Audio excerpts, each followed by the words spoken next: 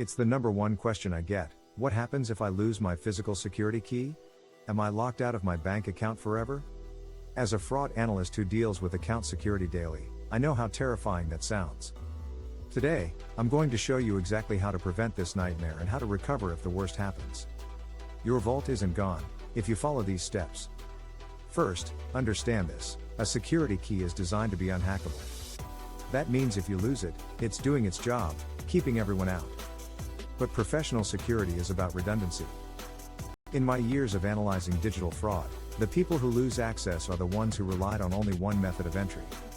When you set up your YubiKey, every major platform, Google, Microsoft, Kraken, gives you a set of one-time recovery codes. These are your break glass in case of emergency tools. If you lose your key, you enter one of these codes to regain access.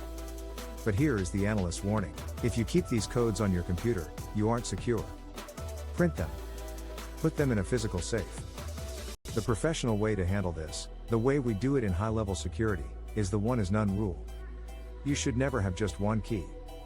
This is why I always recommend the YubiKey bundle. You register both keys to your accounts at the same time. One lives on your keychain for daily use, the other is your master backup hidden in your vault.